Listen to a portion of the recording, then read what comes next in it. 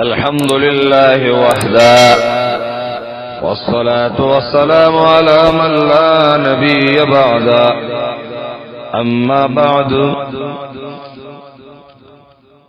سبق ومن شروط میزان الصرف مختصر ترجمه چې مخکې درې سبقونه چې غلاړل دا سلورم سبق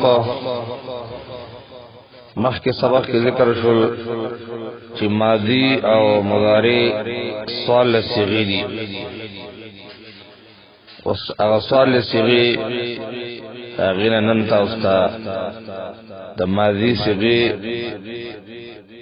داغی وضاحت او داغی معنی رسول صيغه چې گردان دي فعل فعلا فعلوا فعلت فعلتا فعلنا فعلت فعلتما فعلتم فعلتي فعلتما فعلتن فعلت فعلنا هو مخکې دا ویلو چې مضارع او ماضي د قسم یو معروف یو مجهول. معروف چې فاعل معلومي، مجهول چې فاعل معلوم نه. دا یو تقسیم. او دوی تقسیم دا چې یو مثبت یو منفي. مثبت دار چې خبر اثبات کی کار کړ دے او منفی ته چې کار نه لري کړی. نو نن دا گردان دا د معروف او د مثبت دی. معروف هم دی او مثبت هم دی. نو فعل معنا فعل کار کړ دے یو سړی تیر شوی زمانه کې صيغه واحد مذکر غائب بحث اثبات فعل ماضی معروف. فعلا کار کړ دے دو سړو تیر شوی زمانہ کی صيغه تثنیہ مذکر غائب بعد اثبات فعل ماضی معروف. فعلو کار کړ دے ډیرو سړو تیر شوی زمانہ کی صيغه جمع مذکر غائب بعد اثبات فعل ماضی معروف. فعلت کار کړ دے یو خدی تیر شوی زمانہ کی صيغه واحده مؤنثه غائبه بعد اثبات فعل ماضی معروف. فعلتا کار کړ دے دو خود تیر شوی زمانہ کی صيغه تثنیہ مؤنثه غائبه بحث اثبات فعل ماضی معروف. فعلنا کار کړ دے ډیر خود تیر شوی زمانہ کی صيغه جمع مؤنثه غائبه بحث اثبات فعل ماضی معروف. فعلت کار کړ دے تا یو سړی تیر شوی زمانہ کی صيغه واحد مذکر مخاطب بحث اثبات فعل ماضی معروف.